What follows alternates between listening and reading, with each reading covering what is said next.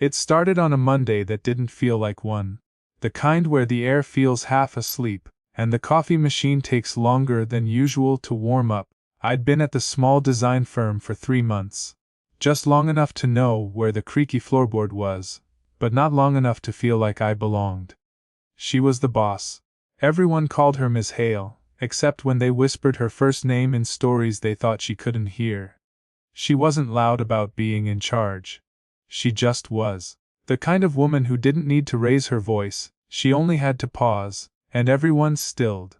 That morning, she passed my desk with her usual quiet rhythm. The soft click of her heels, the faint scent of cedar and rain. She glanced at my sketches without stopping. "You're confident with your lines," she said. It wasn't praise, exactly, more like an observation. I looked up, startled. "Thanks, I guess." She smiled, barely. "That's why I like them. They don't apologize." Then she walked off, and I sat there staring at the graphite on my paper, like it had just said something back. We didn't talk much after that. Days folded into each other, emails, drafts, the hum of the office printer. But I started noticing small things. The way she tucked her hair behind her ear when she was thinking. The way her fingers hovered over the send button for a second too long. She always ordered the same coffee. Oat milk, no sugared, and I started doing the same without realizing it. The barista noticed before I did. "You two got matching taste now," he said once, sliding the cups across the counter. I didn't correct him. I just carried both coffees back, one for her desk, one for mine. She looked at it surprised. "You didn't have to." "I know," I said, but it felt weird being the only one awake this early. A flicker of amusement crossed her face. "There and gone. Careful. That sounds dangerously close to charm." I shrugged, folding the napkin between my fingers. "You started it." She laughed quietly, the kind of sound that didn't travel far but stayed with you anyway. By Friday, I found myself staying late even when I didn't have to. The office was different after hours, quieter, gentler. The windows reflected the city lights, and her shadow moved across them as she packed her things. "You shouldn't make a habit of staying this long," she said, slipping her laptop into her bag. "I could say the same to you." "Touché." She smiled again, a tired, human kind of smile. "You're too confident for someone new." I looked up from my screen, "And that's bad." Her eyes met mine, steady. "No, that's why I like you." The words lingered, not flirtatious, not professional either. Just hanging there in the soft hum of the fluorescent lights. She held my gaze a moment longer than necessary before picking up her coat. "Don't stay too late," she said. Then she was gone. When I finally shut down my computer, the office was empty, and her coffee cup still sat on the corner of my desk. Half finished, lipstick faint on the rim. I hesitated, thumb hovering over my phone. I typed, "Thanks for the coffee chat today," then deleted it, typed again, deleted again. Outside, rain began to hit the window in uneven rhythms. I looked at the cup once more, small, ordinary, unfinished. And then my phone buzzed. "Unknown number, you're still at the office, aren't you?" I stared at the screen, pulse steady but louder somehow. Her name wasn't saved. But it didn't need to be. I smiled at my phone though I didn't reply. It felt like a secret I wasn't supposed to enjoy. The office was still dark when I got there. Just the hum of the refrigerator and the glow of the city bleeding through the blinds. I poured 2 coffees. One black, one with oat milk. When she arrived, she noticed both cups on her desk. "You're making a habit of this," she said softly, setting down her bag. "Wes, I'm predictable." Her eyes flicked to me. "No, consistent." It sounded like she was correcting herself as much as me. Later that afternoon, we were reviewing a proposal. She leaned over my shoulder, pointing at a floor plan. Her hand brushed mine, accidental but not entirely. The paper trembled slightly beneath her finger. "Your proportions are off," she said, "but the idea's good." "Thanks," I murmured, trying to steady the page. I could feel her breath near my ear, steady, calm. I didn't look up. When she finally moved away, she picked up her mug, realizing it was empty. "You draw like someone who doesn't trust easy," she said quietly. I glanced up. "Is that a compliment?" She thought for a moment. "It's an observation." Then, almost like she regretted saying it, she added, "I used to be like that, before I got married." That word, married, hung between us. She didn't say divorced, but it was there, unspoken. I nodded, pretending to read the layout again, though I wasn't really seeing the lines anymore. Did it help? I asked. She hesitated. It made me careful. There was no bitterness in her voice. Just distance. We worked in silence for a while. The clock ticked too loud. I noticed her adjusting her bracelet, fingers tracing the metal like it held a memory. Do you ever miss it? I asked before I could stop myself. She looked up. What? Being less careful. Her lips parted, not in surprise, but something closer to recognition. She didn't answer right away. Instead, she sat down across from me, her hands folded, voice lower now. Confidence, she said slowly, is easy when you're young. You still think you can fix things just by meaning well. Then one day, you realize meaning well doesn't save anyone. I didn't know what to say, so I didn't say anything. She looked at me, then smiled, faint, tired. Sorry. That was too much for a Tuesday. I shook my head. No, I get it. When the meeting ended, she gathered the papers, her fingers brushing mine again. Deliberate this time. A small, quiet contact that seemed to say I know you understand, and I shouldn't let you. She paused at the door. You're too confident, she repeated softly. I smiled, unsure how to respond. She looked over her shoulder, half turning. And that's still why I like you. Her tone was lighter this time, almost teasing, but something in her eyes stayed. I watched her leave, the air still warm from where her hand had been. And I don't know why that moment stayed with me. Maybe because it felt like someone finally saw me. The next week, something changed. Maybe it was me, maybe her, maybe both. She stopped replying to my morning texts. The ones that weren't morning texts, just reminders, coffee's ready. Printer jammed again. Small things that didn't need answers. When she walked past my desk now, she didn't pause. Didn't look, didn't say anything about confidence or my lines. Just the faint smell of cedar moving on. At first I thought I'd imagined what had been between us. But the silence had shape, thick, intentional. That Thursday, she called me into her office. Close the door, she said. I did. She looked tired, like she'd been awake too long. Papers spread across her desk in uneven piles. Her phone screen lit with unread messages she ignored. I've been thinking, she began, then stopped. About boundaries. There it was. The invisible word I'd been waiting for. Did I do something wrong? I asked quietly. No, her eyes flipped up, sharp, then softened. You didn't do anything wrong. That's the problem. The way she said it, careful, almost afraid of what it meant, made my chest tighten. I didn't mean to. I know, she said. I know. Silence again. Just the sound of rain against the window, and her pen rolling off the desk onto the floor. I bent to pick it up, but she did too. Our hands touched. Just a brush of skin, and neither of us moved. She exhaled, eyes still on the pen between us. This is exactly what I mean, she whispered. I pulled my hand back first. Sorry. Her laugh was small, unsteady. Stop apologizing. Later, in the break room, one of the interns, Ma, looked at me curious. Hey, you and Miss Hale, she said, stirring sugar into her tea. You two seem close. I froze, pretending to check my phone. She's my boss. Mia smirked. Right, that's all. When she left, I stood there staring at the kettle, the faint steam curling upward. The air smelled like mint and hesitation. That night everyone else went home early. The office lights dimmed to that golden hour, quiet again. She was still there, typing slowly, her eyes half closed. Want tea? I asked. She nodded without looking up. Chamomo, please.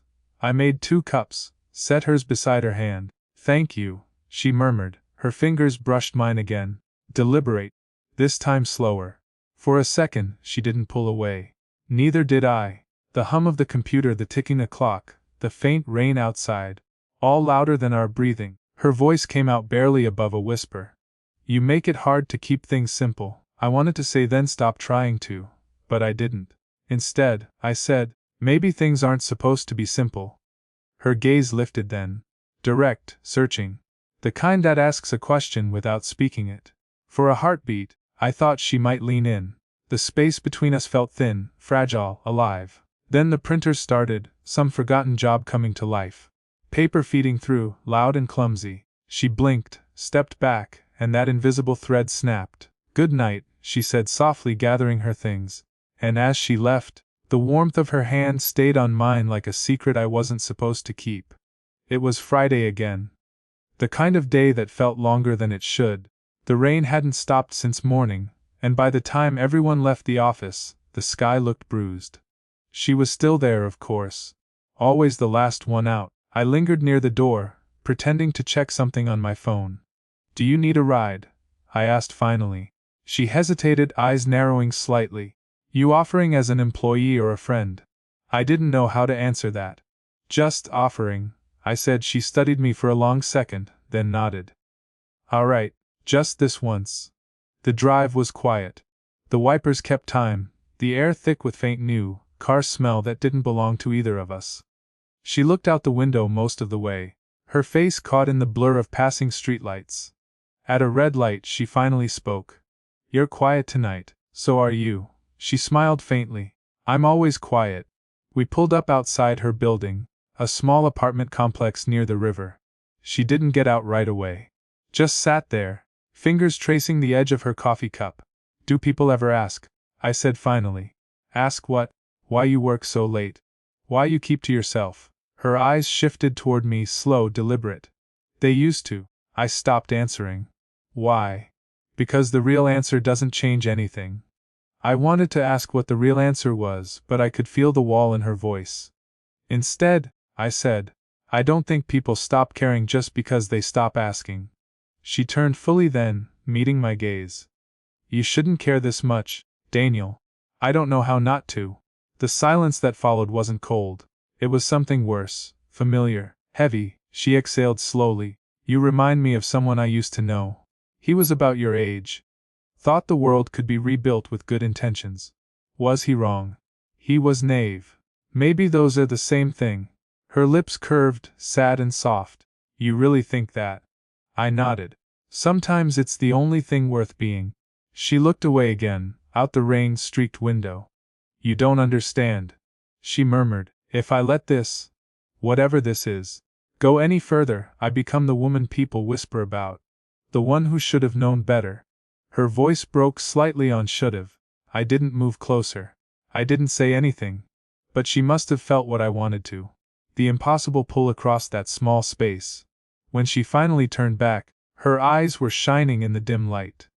"You make it very hard to do the right thing. So don't," I whispered before I could stop myself. Her breath caught. The rain softened outside as if listening. She leaned back, closed her eyes for a moment. "Danielle," she began, voice quiet but trembling. Then she stopped, and I didn't ask her to finish. Because whatever she would have said, it would have changed everything. She didn't come in Monday, or Tuesday. No message.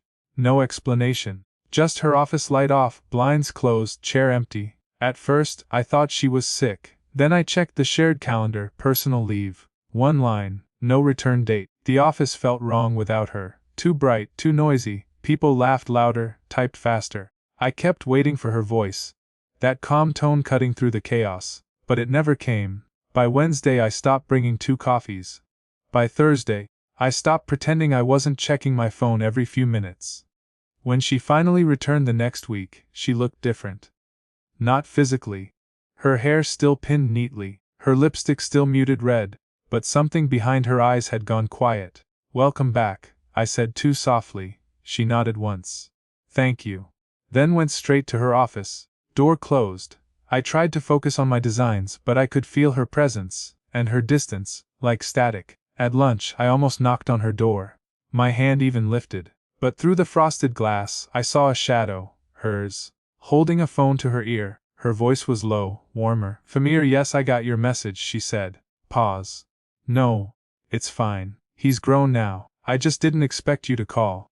Then laughter. Soft. Nervous, not the laugh she used with me. I stepped back before she could see me. That night, I didn't stay late, didn't want to. I shut my computer at 6 and walked past her office without looking in. At the elevator, I heard her door open. "Daniel." I froze. She stood in the doorway, hands clasped, unsure. "You're leaving early. Trying something new." A beat. Her eyes searched mine, like she wanted to explain, but didn't know how. "Good," she said finally, and smiled. It didn't reach her eyes. "See you tomorrow," I said. "Of course." The doors closed between us. I didn't see her the next day. Or the one after. She was there, I knew she was, but we orbiting again, pretending. Once, I passed her in the hallway and she almost said something. Her mouth opened, then closed, and that was worse than silence. Friday night, I found myself parked outside her building without meaning to. The lights in her apartment were on. A man's silhouette passed by the window, tall, older. I sat there for 10 minutes, engine running, hands still on the wheel. I didn't feel heartbroken, I felt paused, like life forgot to finish the sentence. My phone was in my hand before I realized. A draft message blinked on the screen. I miss how simple it was when you just liked my sketches. I stared at it until the words blurred, then hit delete. The screen went dark, and so did her window. It was late again, later than it should have been for either of us to still be at work. Everyone else had gone home. The only light came from her office, a soft amber glow spilling into the hallway. I didn't plan to knock, but I did. "Come in," she said, without looking up. She was sitting at her desk, surrounded by half-finished reports and a half-drunk cup of tea gone cold. She looked worn, beautiful, but tired in a way that didn't come from work. I hesitated at the door. "You left this on my desk," I said, holding up a red pen she always used for revisions. It was a weak excuse and we both knew it. She smiled faintly. "You didn't have to return it." "I know." The quiet stretched between us again. The same quiet that had always carried more truth than words ever could. Finally, she sighed. "You shouldn't be here this late." "Neither should you." Her hand stilled on the papers. She leaned back, looking at me. Really looking. "Why are you still here?" "Daniel, I thought about lying, saying I was finishing work, saying I forgot something, but instead I said, because I can't keep pretending you're just my boss." Her expression didn't change at first.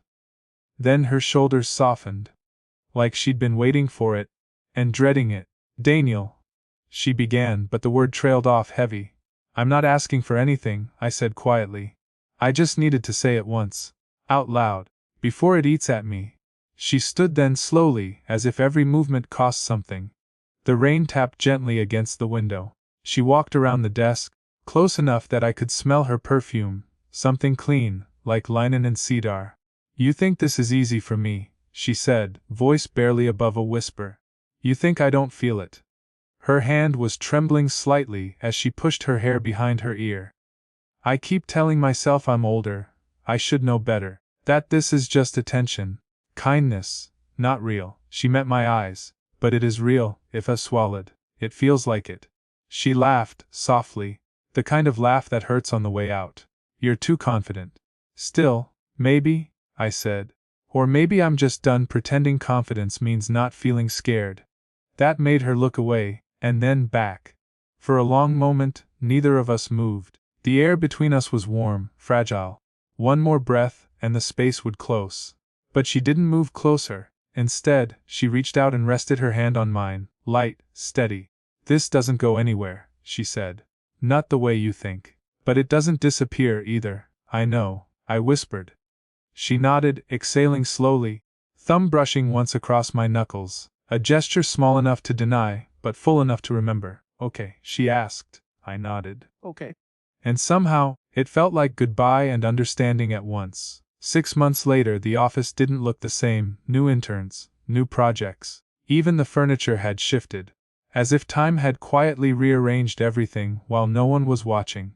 I'd moved on to a new department, still within the firm but on a different floor. Fewer late nights, less waiting for footsteps I used to know by sound. Ms. Hale, Claire, I could finally think her name without hesitation, still came in early. Still ordered oat milk, no sugar. Still carried that quiet authority that made the room stand a little straighter. We didn't talk much at first. A polite nod in the hall, the occasional shared elevator ride, but the silence had changed. It wasn't avoidance anymore. It was peace. One evening, long after most had left, I found her in the break room, standing by the window with a mug in her hand. Steam rose in thin, gentle lines. "You still work too late," I said. She turned, smiling. "Old habits, chamomile." She nodded. "And you?" "Black coffee," I said, raising my cup. She laughed. Quietly, but real. "You haven't learned, some things are worth keeping." We stood there for a while, watching the city flicker to life outside. The same soft hum of fluorescent light, the same rain-streaked glass. Only it didn't feel heavy anymore. I heard you're leading a new project, she said. Trying to, I replied. It's different without your red pen. She smiled at that, eyes glinting. You don't need it anymore. I still keep one, I said, half joking. Old habits. We ended up walking out together. The rain had stopped, but the streets still glistened under the lamps. We didn't talk much. Just the quiet rhythm of two people who'd learned to understand silence. At the corner bench, the one across from her building, she paused. This is where you dropped me off that night, she said softly. I remember, I said. You told me I was too confident. And you said maybe things aren't supposed to be simple. I smiled. You remember that? How could I forget? She sat down, smoothing her coat. You were right, you know. Things aren't simple. But that doesn't mean they can't be good. Her tone was calm, certain. The kind of certainty that only comes after losing and choosing anyway. I sat beside her, our shoulders barely touched, warmth shared, not claimed. She looked at me, then at the quiet city beyond. We did okay, didn't we? I nodded. Yeah, we did. There wasn't anything more to say. The pause between us wasn't charged anymore. It was gentle, like a breath you don't need to hold. Before she stood, she placed her hand briefly on my arm. A simple, human thank you. Good night, Daniel. Good night, Claire. She crossed the street, her reflection catching in the wet pavement, and for a second, I could almost see the version of us that might have been. And the piece of the one that was. I didn't feel the ache I expected. Just a quiet steadiness, like the world had finally exhaled. And as I took one last sip of cold coffee, I realized this was what it meant to move on without losing what mattered.